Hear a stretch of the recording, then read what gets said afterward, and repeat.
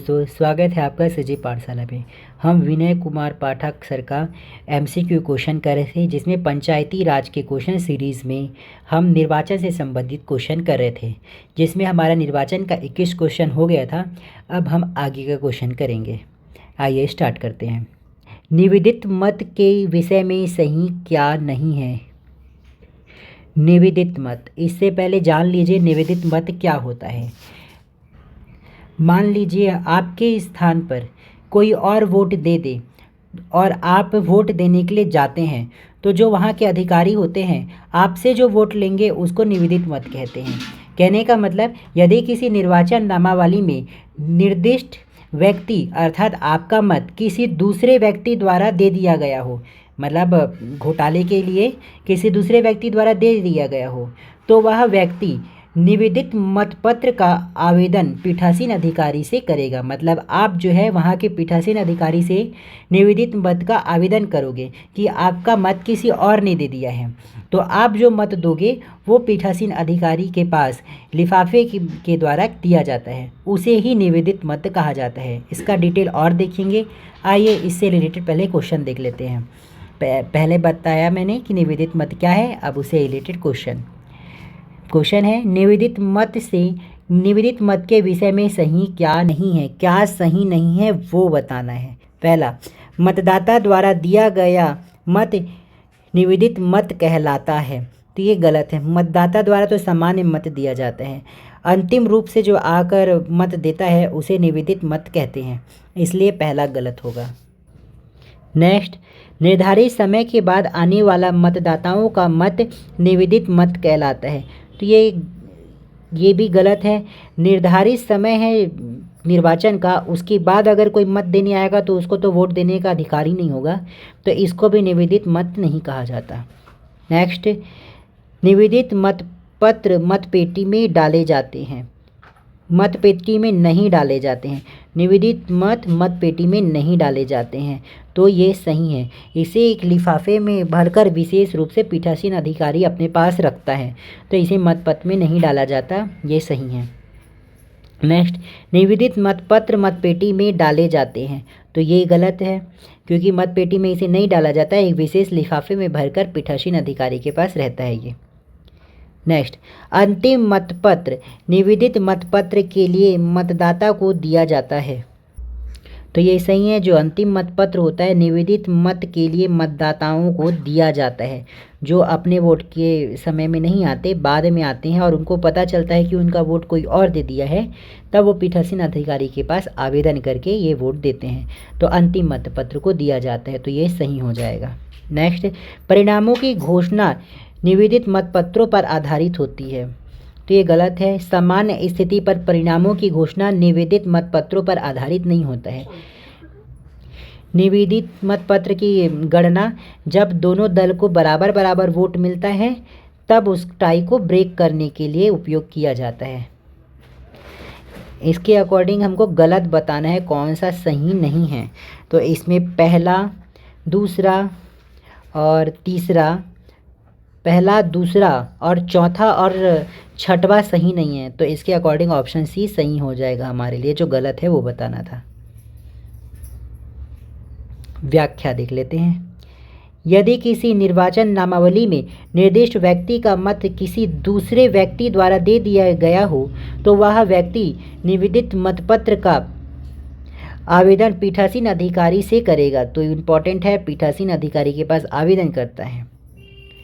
प्रत्येक व्यक्ति निवेदित मतपत्र पर अंगूठे का निशान लगाकर हस्ताक्षर करेंगे। याद रखना, इसमें अंगूठे का निशान लगाकर हस्ताक्षर करना पड़ता है।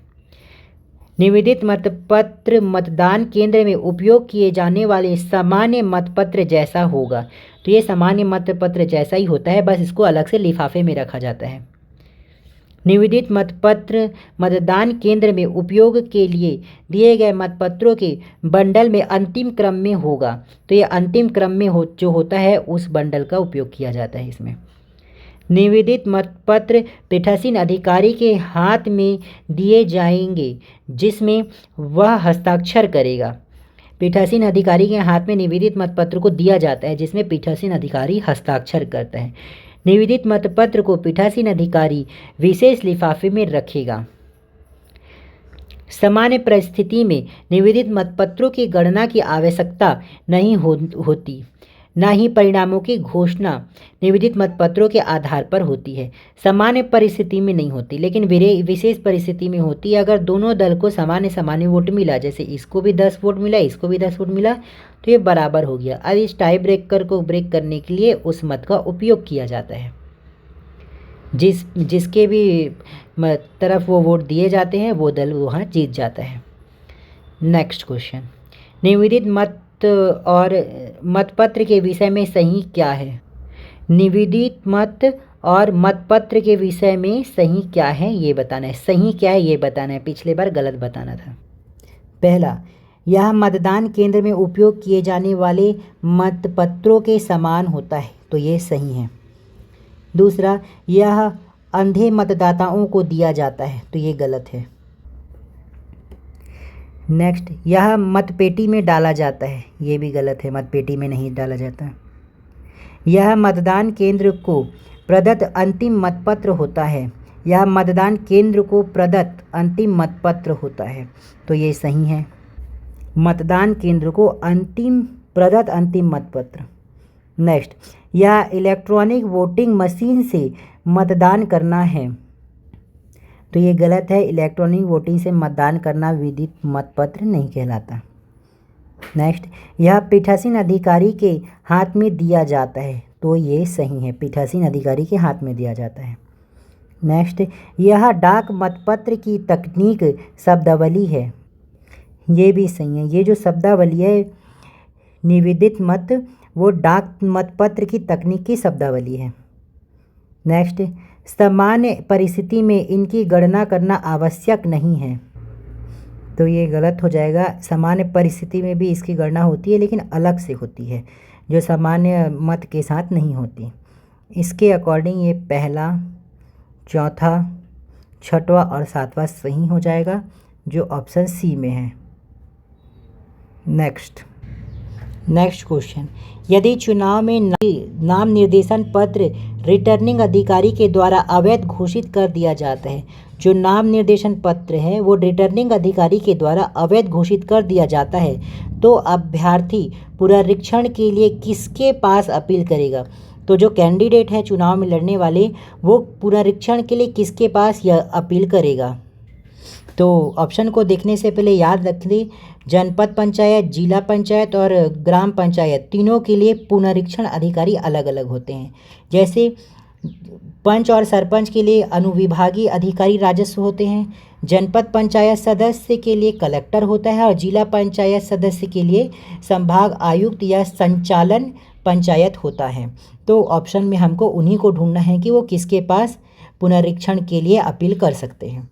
आइए देखते हैं। पहला, पंच के मामले में तहसीलदार को, तो ये गलत है। पंच के मामले में अनुविभागीय अधिकारी राजस्व को किया जाता है। दूसरा, पंच के मामले में अनुविभागीय अधिकारी राजस्व को, तो ये सही है। पंच के मामले में अनुविभागीय अधिकारी राजस्व को किया जाता है। तीसरा, सरपंच के मामले में तहसीलदार को, तो ये भी गलत है। चौथा, सरपंच के मामले में अनुविभागीय अधिकारी राजस्व को, तो ये सही है। पांचवा, जनपद पंचायत के मामले में अनुविभागीय अधिकारी राजस्व को, तो ये गलत है। जनपद पंचायत के मामले में कलेक्टर को किया जाता है। नेक्स्ट, जनपद पंचायत के मामले में कलेक्टर को, तो ये सही है। नेक्स्ट, जिला पंचायत के मामले में जिला निर्वाचन अधिकारी को, तो ये भी गलत है। नेक्स्ट, जिला पंचायत के मामले में संचालक पंचायत और समाज सेवक को, तो संचालक पंचायत के हिसाब से ये सही हो जाएगा। समाज सेवा ऐसा कुछ नहीं है इसमें, तो इसके अकॉर्डिंग हमारा दूसरा, चौथा और छठवां ऑप्शन वाला देखते हैं, जिसमें भी होगा वो सही होगा। दूसरा के बाद यहाँ पर तीसरा चालू है, दूसरा, चौथा, तो यहाँ पर ऐसा कोई ऑप्शन नहीं दिया है जो दूसरा के बाद डायरेक्ट चौथा हो, तो इसका ई इसमें सही हो जाएगा, इनमें से कोई नहीं। व्याख्या, यदि नाम निर्देशन पत्र नामंजूर किया जाता है तो ऐसी नामंजूरी के कारणों का संक्षिप्त विवरण पुनरीक्षण अधिकारी अभिलिखित करेगा और पुनरीक्षण के पश्चात अंतिम आदेश रिटर्निंग अधिकारी को देगा। यहाँ पदाधिकारी और पुनरीक्षण अधिकारी को देखना है। पंच और सरपंच के मामले में अनुविभागीय अधिकारी राजस्व होगा पुनरीक्षण अधिकारी। जनपद पंचायत सदस्य के मामले में कलेक्टर होगा। जिला पंचायत सदस्य के मामले में संभाग आयुक्त या संचालन पंचायत होगा। संचालन पंचायत। नेक्स्ट क्वेश्चन, पंचायत चुनाव लड़ने वाले उम्मीदवारों की जमानत राशि के विषय में सही क्या है? तो ये जो क्वेश्चंस है ना वो पुराने सेशन का आया हुआ है। इसके बाद अभी 2019 में अभी नए नए संशोधन हुए हैं जिसमें थोड़ा सा अमाउंट चेंजेस है, तो इसके साथ साथ मैं अपडेट करते हुए बताते जाता हूँ। ठीक, पहला, पंच उम्मीदवार के लिए 40 रुपये, तो ये गलत है। पहले 40 रुपये था जब ये आया था तब, अभी ये चेंज हो गया। अनारक्षित पंच उम्मीदवार के लिए 50 रुपये हो गया है ये। दूसरा, तो ये अभी के लिए गलत है। दूसरा, पंच महिला उम्मीदवार के लिए 25 रुपये, आरक्षित महिला के लिए 25 रुपये, तो ये सही है। अभी के समय 25 रुपये ही है। नेक्स्ट, सरपंच उम्मीदवार के लिए 400 रुपये, तो ये गलत है। ये अभी के लिए भी गलत है और पहले के लिए भी गलत है। सरपंच उम्मीदवार जो अनारक्षित है उसके लिए 1000 रुपये है और आरक्षित के लिए 500 रुपये है। ये 400 है ही नहीं। नेक्स्ट, सरपंच अनुसूचित जनजाति उम्मीदवार के लिए 100 रुपये, तो ये भी गलत है। आरक्षित के लिए तो 1000 है और सरपंच अनारक्षित के लिए 1000 रुपये है और आरक्षित के लिए उसका आधा 500 रुपये है, तो ये भी गलत है। नेक्स्ट, जनपद पंचायत सदस्य उम्मीदवार के लिए 500 रुपये, ये भी गलत है। जनपद पंचायत सदस्य के लिए अनारक्षित का 2000 रुपये है और आरक्षित का 1000 रुपये है, तो 500 का तो ये सवाल ही नहीं पैदा होता। नेक्स्ट, जनपद पंचायत सदस्य अनुसूचित जनजाति उम्मीदवार के लिए 200 रुपये, तो ये भी गलत है। जनपद पंचायत सदस्य आरक्षित के लिए 1000 रुपये है और अनारक्षित के लिए 2000 रुपये, तो आरक्षित के हिसाब से ये 1000 रुपये होता, क्योंकि अनुसूचित जनजाति और अनुसूचित जाति दोनों आरक्षित वर्ग में आते हैं और महिला भी आरक्षित वर्ग में आते हैं, तो आरक्षित के हिसाब से जनपद पंचायत का 1000 होना था, लेकिन यहाँ 200 लिखा है, तो ये भी गलत है। नेक्स्ट, जिला पंचायत सदस्य उम्मीदवार के लिए 1500 रुपये, जिला पंचायत सदस्य उम्मीदवार के लिए 4000 था अनारक्षित के लिए और आरक्षित के लिए 2000, तो ये भी गलत है।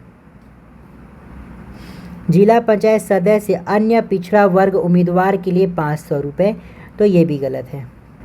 इसके अकॉर्डिंग हमारा दूसरा बस सही है, बाकी सब गलत है और हमें इस क्वेश्चन में क्या सही है ये बताना था, तो इसके अकॉर्डिंग हमारा ऑप्शन ई सही हो जाएगा, इनमें से कोई नहीं। आइए डिटेल देख लेते हैं थोड़ा। जनपद पंचायत के विभिन्न पदों के लिए प्रतिभूति जमानत राशि निम्न है। पंच के लिए 50 रुपये और अनारक्षित के लिए 50 रुपये और आरक्षित के लिए 25 रुपये। सरपंच के लिए 1000 और आरक्षित के लिए 500 रुपये। आरक्षित में याद रखें ST SC OBC और महिला वर्ग आते हैं। जनपद पंचायत सदस्य के लिए 2000 है और आरक्षित में 1000 है। जिला पंचायत सदस्य सामान्य के लिए 4000 है और कहीं कहीं पास इसको 5000 भी लिया जाता है, तो अपने हिसाब से इसको देख के आंसर लगाइएगा। और आरक्षित में ये 4000 का आधा 2000 है और 5000 का आधा 2500, तो उसके अकॉर्डिंग आप देखिएगा, कहीं कहीं 4000 और कहीं कहीं 5000 का डेटा मिलता है। अगर कुछ डाउट हो तो आप कमेंट कीजिएगा। नेक्स्ट क्वेश्चन, पंचायत चुनाव में प्रतिभूति निक्षेप की राशि अभ्यर्थी को वापस कर दी जाएगी यदि जो पंचायत राशि है उसमें जो प्रतिभूति जो जमानत राशि है किस कंडीशन में अभ्यर्थी को वापस की जाएगी, वो चीज़ पूछा गया है। तो आइए कंडीशन देखते हैं। पहला, उसका नाम चुनाव लड़ने वाले अभ्यर्थी की सूची में दर्शित ना हो, तो ये सही है। अगर चुनाव लड़ने वाले अभ्यर्थी के सूची में अगर उसका नाम दर्शित नहीं है तो उसको वापस मिल जाता है उसकी जमानत राशि, उसके लिए एक आवेदन देना पड़ता है। नेक्स्ट, यदि मतदान के पूर्व अभ्यर्थी की मृत्यु हो जाए तो ये भी सही है, मतदान के पूर्व अभ्यर्थी की मृत्यु हो जाती है तब भी ये पैसा वापस मिल जाता है। तीसरा, यदि उसे कुल मतदान के 1/6 मत प्राप्त हो जाए, जितना भी मतदान सदस्य है उसमें से उसे 1/6 मत अगर प्राप्त हो जाता है तो जमानत राशि वापस मिल जाती है, तो ये भी सही है। नेक्स्ट, यदि वह चुनाव के 9 माह के पूर्व वापसी का दावा किया हो तो ये गलत है, 9 माह के पूर्व नहीं होता। तो इसके अकॉर्डिंग पहला, दूसरा, तीसरा सही है, ऑप्शन सी हमारा सही हो जाएगा। इसका व्याख्या देख लेते हैं, आपको समझ आ जाएगा। व्याख्या, प्रतिभूति निरपेक्ष निर्वाचन का परिणाम घोषित किए जाने के पश्चात यथाशीघ्र वापस कर दी जाएगी। जब निर्वाचन का परिणाम घोषित होता है उसके जस्ट बाद यथाशीघ्र वापस कर दी जाएगी। यदि अभ्यर्थी का नाम निर्वाचन लड़ने वाले अभ्यर्थियों की सूची में ना हो या मतदान के पूर्व उसकी मृत्यु हो जाएगी तो उसे प्रतिभूति निक्षेप वापस कर दिया जाएगा। नेक्स्ट, यदि अभ्यर्थी को कुल मतदान मतों का 1/6 मत प्राप्त होता है तो प्रतिभूति निक्षेप राशि वापस कर दी जाएगी। नेक्स्ट कंडीशन, यदि कोई अभ्यर्थी द्वारा निक्षेप राशि की वापसी का दावा 6 माह के भीतर किया गया हो तो उसे प्रतिभूति निक्षेप वापस कर दी जाएगी। 6 माह के भीतर, याद रखना क्वेश्चन में 9 माह लिखा था इसलिए वो गलत हुआ, 6 माह के भीतर लिखा होता तो सही होता। तो इस कंडीशन में प्रतिभूति जमानत राशि वापस हो जाती है। नेक्स्ट क्वेश्चन, सारणी 1 को सारणी 2 से मिलाइए और नीचे दिए गए विकल्पों में से सही उत्तर चुनिए। सारणी 1, सारणी 2। सारणी 1 में छत्तीसगढ़ पंचायत निर्वाचन दिया गया है, जो सदस्य होंगे उनका नाम, और सारणी 2 में मत पत्रों का रंग दिया गया है।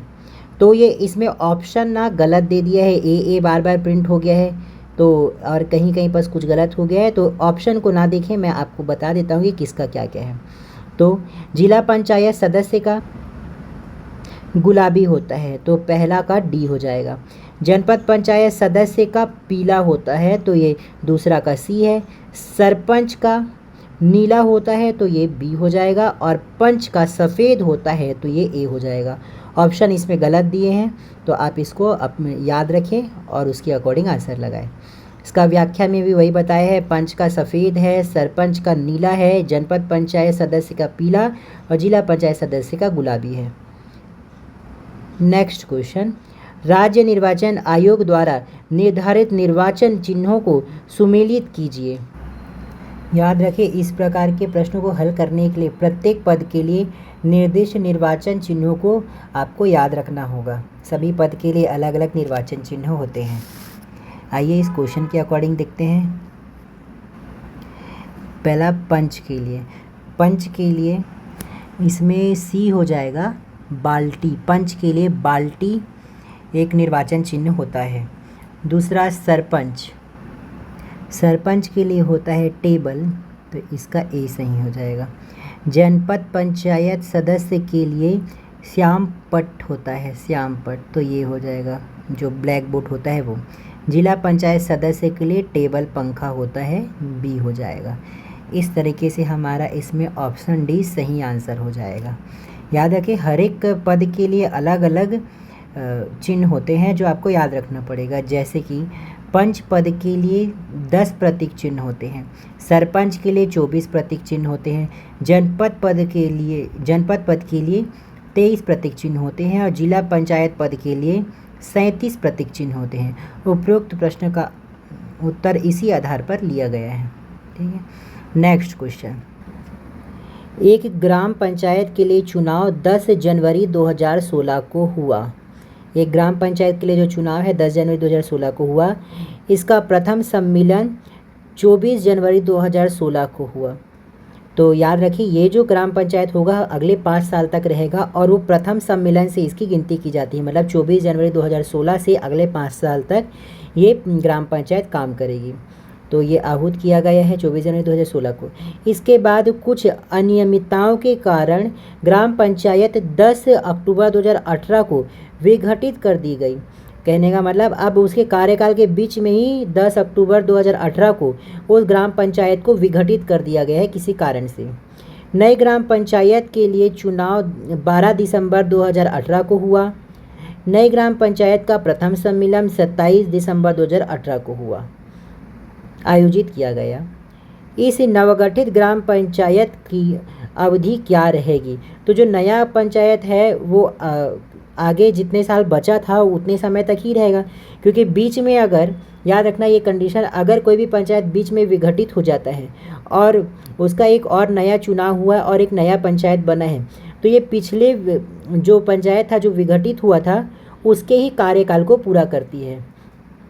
तो ये जैसे कि ये वाला जब कब हुआ था, इसका पहला सम्मेलन 24 जनवरी 2016 को हुआ था। तो ये 2016 से 5 साल प्लस, मतलब 16, 17, 18, 19, 20, 21, मतलब 24 जनवरी 2021 तक इसका कार्यकाल रहेगा। तो ये ऑप्शन 20 सही हो जाएगा। याद रखना 5 साल का अगर किसी पंचायत का कार्यकाल है और ये आधे साल में, मतलब समझ लो 3 साल में ये विघटित हो गया, और जो नया पंचायत बना वो जो भी बनेगा वो 2 साल के लिए ही बनेगा, क्योंकि वो 5 साल कार्यकाल कंप्लीट करने के बाद फिर से चुनाव होगा, तो ये 2 साल के लिए रहेगा। तो ये एग्जाम्पल था, अब याद रखना 24 जनवरी 2021 तक रहेगा। इसका व्याख्या देख लेते हैं। व्याख्या: प्रत्येक ग्राम पंचायत की अवधि पंचायत के प्रथम सम्मेलन बैठक से आगामी 5 वर्ष तक होती है। किसी नवीन पंचायत के गठन के लिए निर्वाचन तत्कालिक पंचायत की अवधि समाप्त होने के पूर्व तय की जाएगी। जो नया अगर किसी ग्राम पंचायत को बनाना है तो जो तत्कालिक जो पंचायत का कार्यकाल चल रहा है वो पूरा होने के पहले ही तय कर दिया जाता है। तथा किसी पंचायत के विघटन की स्थिति में निर्वाचन विघटन की तारीख से 6 माह के भीतर हो जाना चाहिए। नया जो निर्वाचन होगा वो विघटन के 6 माह के भीतर ही वो निर्वाचन हो जाना चाहिए। यदि किसी विघटित पंचायत की शेष कालावधि 6 माह से कम है तो उस पंचायत का निर्वाचन करना आवश्यक नहीं है। कहने का मतलब, अगर 5 साल का किसी पंचायत का कार्यकाल है और वो 5 साल होने के लिए सिर्फ 6 माह बचा है और विघटित हो गया पंचायत, तो नया निर्वाचन करने की आवश्यकता नहीं है, उसके लिए स्थापन पंचायत की ज़रूरत पड़ती है। लेकिन यदि कालावधि 6 माह से अधिक है तो उस पंचायत के निर्वाचन शेष कालावधि के लिए करना अनिवार्य है। तो अगर 6 माह से ज़्यादा बचा हुआ है तो शेष काल के लिए एक नया चुनाव करना जरूरी होता है, शेष काल के लिए जितना बचा है। और यहाँ ये उदाहरण दिया गया है, तो जो हम लोग क्वेश्चन में पढ़े थे वैसे ही टाइप का दूसरा उदाहरण है, तो आप इसको पॉज करके देख लीजिएगा क्योंकि सेम वैसे ही उदाहरण है। आइए अब देखते हैं नेक्स्ट क्वेश्चन। वैसी टाइप का क्वेश्चन है। एक ग्राम पंचायत के लिए चुनाव 20 जनवरी 2014 को हुआ। इसका प्रथम सम्मेलन 10 फरवरी 2014 को आहूत किया गया।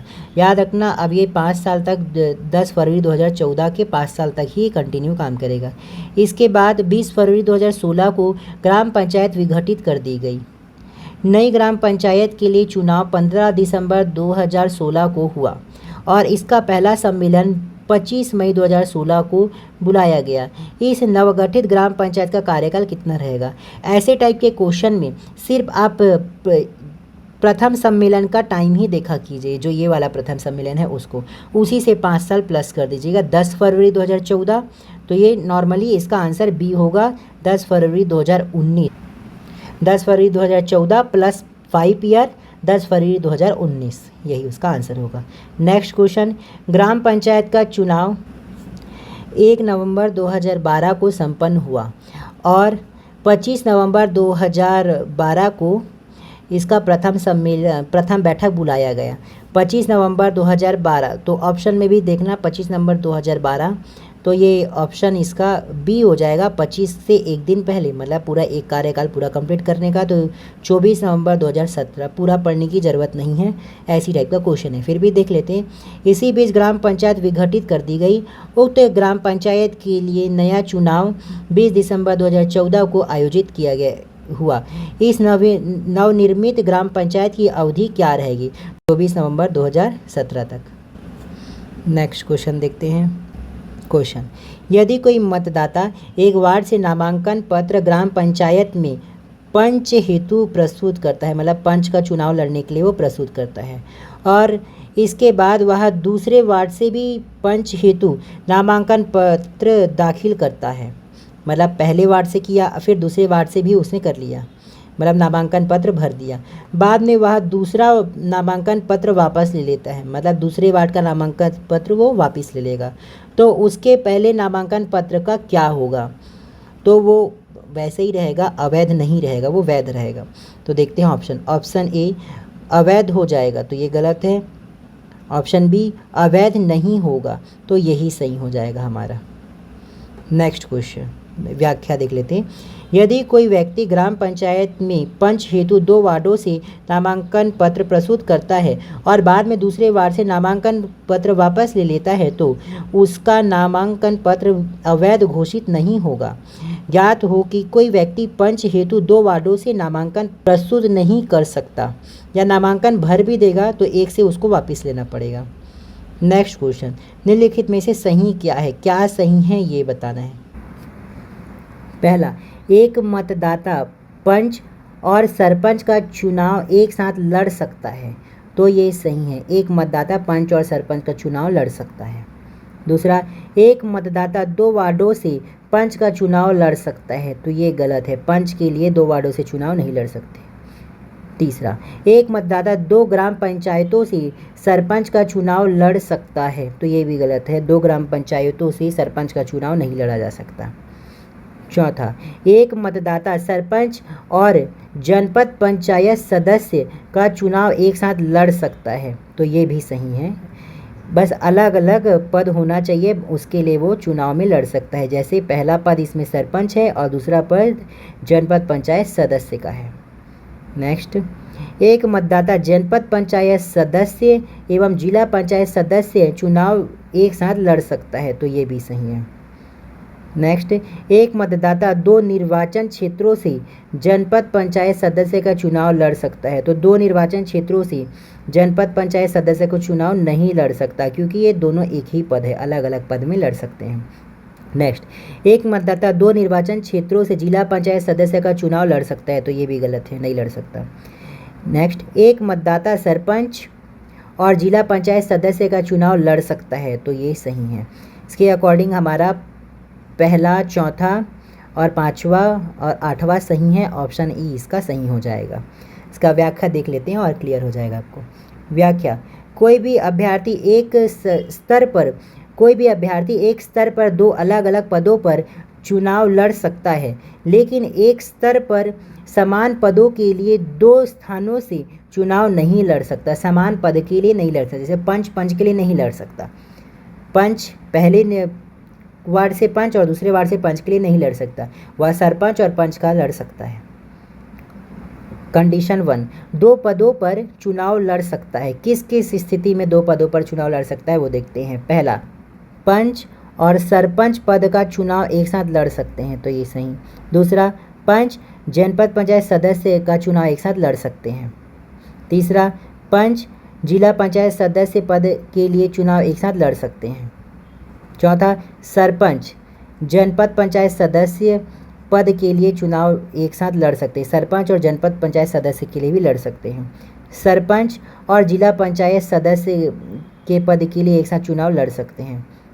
छठवां, जनपद पंचायत सदस्य और जिला पंचायत सदस्य पद के लिए चुनाव एक साथ लड़ सकते हैं। सेकंड कंडीशन, 2 पदों पर चुनाव नहीं लड़ा जा सकता। किस किस स्थिति में 2 पदों पर चुनाव नहीं लड़ सकते?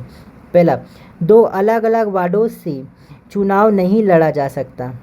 दूसरा, 2 अलग अलग ग्राम पंचायत से सरपंच चुनाव नहीं लड़ा जा सकता। तीसरा, 2 अलग अलग जनपद पंचायत से चुनाव नहीं लड़ा जा सकता।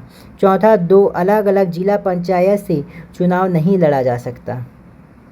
नोट, कोई भी अभ्यर्थी अधिकतम दो नाम निर्देशन पत्र प्रस्तुत कर सकता है। यदि अभ्यर्थी द्वारा 2 से अधिक नाम निर्देशन प्रस्तुत किया जाता है, तो प्रथम 2 नाम निर्देशन पत्रों को छोड़कर शेष पर विचार नहीं किया जाएगा। यदि कोई अभ्यर्थी पंचायत के एक ही स्तर अर्थात ग्राम पंचायत या जनपद पंचायत या जिला पंचायत में 1 से अधिक वार्ड या निर्वाचन क्षेत्र के लिए नाम निर्देशन पत्र प्रस्तुत करता है तो समीक्षा के समय केवल उसी नाम निर्देशन पत्र पर विचार किया जाएगा जो समय अनुसार पहले प्रस्तुत किया गया हो तथा अन्य नाम निर्देशन पत्र स्वतः निरस्त हो जाएगा। नेक्स्ट क्वेश्चन, मतदाता सूची तैयार करने के पश्चात मतदाता सूची में नाम जोड़ने दावा आपत्ति की सूचना किन कार्यालयों के सूचना पटल पर प्रदर्शित नहीं करना होता है। कहने का मतलब दावा आपत्ति करने के लिए कौन से सूचना पटल पर प्रदर्शित नहीं करना है वो बताया गया है, पूछा गया है। ऑप्शन 1 रजिस्ट्रेशन ऑफिसर में, तो यहाँ पर प्रदर्शित करना पड़ता है। दूसरा संबंधित ग्राम पंचायत में, यहाँ भी प्रदर्शित करना पड़ता है। तीसरा ग्राम पंचायतों से संबंधित जनपद पंचायत में, तो यहाँ भी प्रदर्शित करना पड़ता है। चौथा राज्य के समस्त ग्राम पंचायतों एवं जनपद पंचायतों में, तो समस्त में नहीं करना पड़ता, संबंधित में करना पड़ता है। तो इसका आंसर ऑप्शन डी हो जाएगा। व्याख्या, मतदाता सूची तैयार करने के पश्चात मतदाता सूची में नाम जोड़ने दावा आपत्ति की सूचना राज्य के समस्त ग्राम पंचायतों एवं जनपद पंचायतों के कार्यालयों में सूचना पटल पर प्रदर्शित नहीं करना होता है। समस्त जनपद पंचायत और जिला पंचायत और ग्राम पंचायत में नहीं करना पड़ता, बस संबंधित में करना पड़ता है। नेक्स्ट, पंचायत चुनाव में एक उम्मीदवार किन अभ्यर्थियों की नियुक्ति कर सकता है।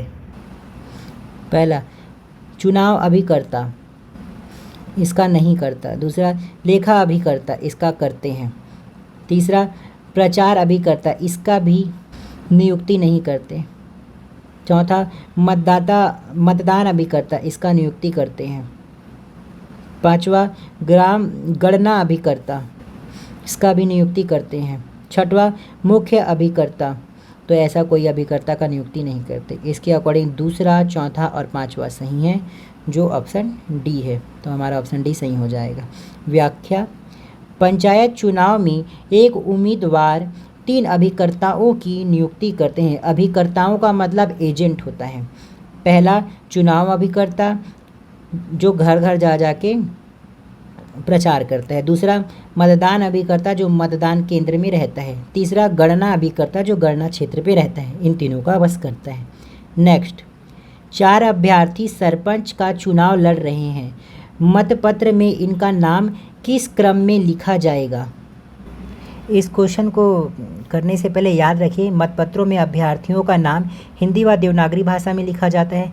मतपत्रों में अभ्यर्थियों के नाम का क्रम अंग्रेजी वर्णमाला के आधार पर देखा जाता है। जैसे ये ठाकुर लिखा है तो ठाकुर का मुझे टी से देखना पड़ेगा, और ये दिनकर लिखा है तो इसका डी से देखना है, और ये डॉक्टर अरुण प्रकाश लिखा है तो इसका ए से देखेंगे। ये डॉक्टर का डी हम लोग नहीं देखेंगे क्योंकि नाम से इसको देखा जाता है, और नाम हम इसका अभ्यर्थी का कहाँ से ए से चालू हो रहा है। और यहाँ BL यहाँ पर प्रभाकर लिखा है तो यहाँ पर P से देखेंगे प्रभाकर के आधार पर। तो BL प्रभाकर में ये उपनाम को छोड़कर यहाँ प्रभाकर से देखेंगे। ठीक है, इसका पूरा डिटेल पीछे भी रहेगा व्याख्या।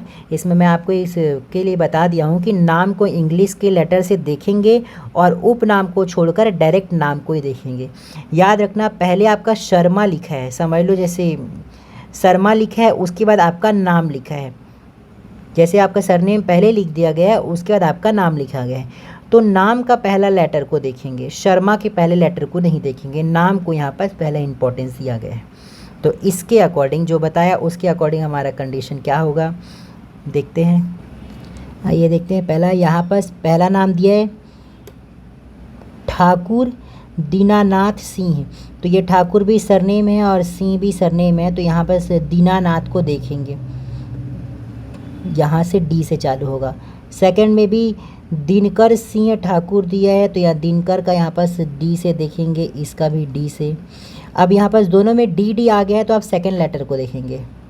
तो इसका पूरा नाम लिख लेते पहले, दीनानाथ, और ये दिनकर, तो यहाँ पर देखो DI सेम है और यहाँ NN सेम है। उसके बाद यहाँ K आ गया है। K जो है इंग्लिश के 11वें नंबर में आता है और ए पहले नंबर में आता है, तो इसके अकॉर्डिंग ये वाला प्रेफरेंस पहला हो जाएगा, मतलब पहले वाला आएगा, फिर दूसरा वाला, फिर नेक्स्ट में भी देखेंगे। अब यहाँ पास तीसरा डॉक्टर अरुण प्रकाश दिए, तो अरुण प्रकाश का हम ए से देखेंगे। और बी एल प्रभाकर पी से, पी मतलब 16वें नंबर में आएगा, तो इसके अकॉर्डिंग हमारा सबसे पहले हो जाएगा तीसरा, फिर पहला, फिर तीसरा, फिर पहला, फिर दूसरा, फिर चौथा। ठीक है, तो इसके अकॉर्डिंग हमारा ऑप्शन डी सही हो जाएगा। इसके लेटर को ध्यान रखना, ये रीजनिंग जैसा क्वेश्चन है, रीजनिंग में ऐसे ही आता है। नेक्स्ट क्वेश्चन, 3 अभ्यर्थी सरपंच का चुनाव लड़ रहे हैं, मतपत्र में इनका नाम किस क्रम से मुद्रित किया जाएगा। इस बार इंग्लिश में दे दिया है तो अच्छा है। तो यहाँ पर देखो, PS शुक्ल और महेंद्र कुमार और सोम वर्मा, तो इसके अकॉर्डिंग देखते हैं। तो इसमें नाम को देखते हैं। शुक्ल जो है, एस जो है हमारे 19 नंबर में आता है इंग्लिश के वर्णमाला में, एम जो है 13 नंबर में आता है, और यहाँ पर सोम का एस जो है ये भी 19 नंबर में आएगा। तो अब यहाँ पास एस के बाद एच है, एच जो है 8वें नंबर में आता है, और एस ओ है पहले वाले का, और तीसरा वाला थोड़ा सेम हो जा रहा है, इसलिए एस के बाद एच है, एच 8वें नंबर में, और ओ जो है 15 नंबर में आता है। तो इसके अकॉर्डिंग हमारा हो जाएगा बी, फिर ए, फिर सी। पहले बी आएगा, फिर ए आएगा, फिर सी आएगा, तो इसके अकॉर्डिंग हमारा ऑप्शन डी सही हो जाएगा। कुछ डाउट हो तो पूछिएगा। नेक्स्ट क्वेश्चन, सरपंच चुनाव के लिए निम्नलिखित 6 उम्मीदवार के नामांकन वैध पाए गए हैं। राज्य निर्वाचन आयोग के निर्देशानुसार इन नामों में मतपत्र मुद्रित करने का क्रम क्या होगा। तो इसमें 6 लोग हैं, तो अब 6 लोग का नहीं देखते, पहला दूसरा तीसरा ही देख लेते हैं, जिसमें हम लोग को ऑप्शन पता चल जाएगा। तो यहाँ पास अम्बा प्रसाद ए से चालू हो रहा है, और अम्बा प्रसाद ए से चालू हो रहा है, AMBA प्रसाद। तो इसमें पहला वाला पहले हो जाएगा, फिर दूसरा वाला हो जाएगा, फिर हमारा हो जाएगा ये एम से है जो 13 नंबर में है, एम 13 नंबर में, के 11 नंबर में है, और ये भी के 11 नंबर में है। तो इसमें पूरा अगर देखा जाए तो ये 5वां हो जाएगा, फिर तो ये तीसरा हो जाएगा। तो इसके अकॉर्डिंग हम देखते हैं पहला, दूसरा और 5वां हमारा ऑप्शन सी में है, तो बाकी ये भी सही होगा, फिर भी आप मिला लीजिएगा, काफ़ी बड़ा है। और इसके बाद नेक्स्ट 39 वाला क्वेश्चन, मतपत्र में किस क्रम में निम्नलिखित नाम मुद्रित किए जाएंगे। तो ये भी वैसे ही टाइप का क्वेश्चन है, इसमें मैं डायरेक्ट देख के आपको बता देता हूँ इसका ऑप्शन। अरे इसमें तो कोई दिक्कत ही नहीं होगा, क्योंकि ऑप्शंस का पहला लेटर ए, फिर पहला 1, फिर 6वां दे दिया है, फिर तीसरा दे दिया है, तो शायद जल्दी निकल जाए। तो ये के 11 में आ जाएगा, के 11 में ए पहला में हो जाएगा, तो ये हमारा तीसरा वाला अम्बा प्रसाद पहले आएगा, फिर आएगा, ठीक है। तो ये इसके अकॉर्डिंग तीसरा ही हमारा यहाँ पास आ जा रहा है, पूरा देखने की ज़रूरत नहीं है, तो ऑप्शन डी शायद सही हो जाएगा। फिर भी आप लोग मिला लीजिएगा, काफ़ी बड़ा क्वेश्चन है, आप स्क्रीनशॉट लेके इसको देख लीजिएगा। ऑप्शन डी मेरे ख्याल से सही हो जाएगा। इसका व्याख्या देख लेते हैं कि इसका डिटेल की कैसे हम लोग उसको देखेंगे। तो इसको तो पहले क्वेश्चन में मैं अच्छे से समझा ही दिया था शॉर्ट में, इसका व्याख्या तो एकदम बड़ा है। तो इसका स्टार्टिंग कंडीशन दिखा देता हूँ। निर्वाचन मतपत्रों में अभ्यर्थियों के नामक्रम का निर्धारण। पहला, मतपत्रों में अभ्यर्थियों का नाम हिंदी भाषा व देवनागरी लिपि में मुद्रित होता है। दूसरा, मतपत्रों में अभ्यर्थियों के नामों का क्रम अंग्रेजी वर्णमाला के क्रम पर आधारित होगा। तीसरा, मतपत्रों में अभ्यर्थियों के नामक्रम व अंग्रेजी स्पेलिंग का निर्धारण रिटर्निंग अधिकारी करेगा और इनका निर्णय अंतिम होगा। जो स्पेलिंग होगा रिटर्निंग अधिकारी अपने हिसाब से करेगा, इन्हीं का निर्णय अंतिम होगा। रिटर्निंग अधिकारी समीक्षा तिथि के पूर्व अभ्यर्थियों से अंग्रेजी नाम को प्रमाणित करने वाले दस्तावेज प्राप्त करेगा, जैसे आधार कार्ड हो गया, 10th का मार्कशीट हो गया, ऐसा जो भी दस्तावेज वो मांगेगा वो देंगे। उसमें इंग्लिश लेटर को दिखा जाएगा, जिससे अभ्यर्थियों के नाम की अंग्रेजी स्पेलिंग की पुष्टि हो सके। दस्तावेज के तौर पर वोटर आईडी कार्ड, शैक्षणिक अंकसूची, ड्राइविंग लाइसेंस, पासपोर्ट तथा आधार कार्ड आदि मान्य होंगे।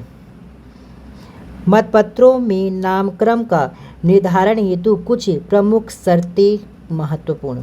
ठीक है, उदाहरण है, जैसे अभी उदाहरण हम लोग क्वेश्चन ऊपर देख चुके हैं, तो पूरा उदाहरण इसमें नहीं बताऊंगा, लेकिन आपको अगर दिखना रहेगा तो स्क्रीनशॉट लेके देख लीजिएगा। पहला, अंग्रेजी में लिखे नाम के प्रथम अक्षर से क्रम निर्धारित होगा, चाहे मूल नाम के बाद कुल नाम सरनेम हो या कुल नाम सरनेम के बाद मूल नाम हो। मैं बताया था ऊपर, जैसे व्याख्या, दो नाम विनोद शर्मा और शर्मा विनोद में पहले नाम का क्रम वी से होगा। वी से क्यों होगा? क्योंकि नाम विनोद है।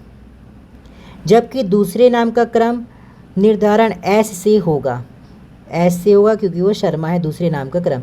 इसलिए क्रमानुसार शर्मा विनोद पहले क्रम में होगा और विनोद शर्मा दूसरे क्रम में, क्योंकि एस जो है वो 19 नंबर में आते हैं और वी जो है 22वें नंबर में, इसलिए विनोद शर्मा या शर्मा विनोद में शर्मा विनोद पहले आएगा। नेक्स्ट उदाहरण, यदि अभ्यर्थियों के ने अपना नाम आधा अक्षरों में लिखा हो तो क्रम निर्धारण में आधा अक्षरों को ध्यान नहीं दिया जाएगा। जैसे दो नाम उदाहरण, जैसे वी शर्मा और एश गुप्ता है तो पहले नाम का क्रम वी निर्धारण पहले नाम का क्रम निर्धारण वी की बजाय एस होगा, क्योंकि यहाँ पास ये आधा अक्षर और आधा अक्षर को छोड़ दिया जाता है। और दूसरे नाम का क्रम निर्धारण एस की बजाय जी से होगा, इसलिए एस गुप्ता क्रम अनुसार पहले व वी शर्मा दूसरे क्रम में आएगा। ऐसे बहुत सारे उदाहरण हैं, मैं बता चुका हूँ, वही है, तो आप इसको देख लीजिए, इसको पढ़ लीजिएगा। ये वही है ना, इसलिए अगर आपको फिर भी डाउट हो तो कमेंट कीजिएगा, मैं इसको और डिटेल में बता दूंगा अलग से वीडियो में। अब नेक्स्ट वीडियो में हमारा विविध का क्वेश्चन आएगा। विविध में मतलब मिसलेनियस, जितने भी ग्राम पंचायत, जनपद पंचायत, जिला पंचायत से रिलेटेड ऐसे क्वेश्चन जो टॉपिक में नहीं पढ़े हैं, तो इसमें हम लोग पढ़ेंगे। वीडियो अच्छी लगी हो तो लाइक करें, कमेंट करें, सब्सक्राइब करें और पुराने वीडियो को भी देखिएगा, इम्पोर्टेंट रहेगा आपके लिए। Thank you.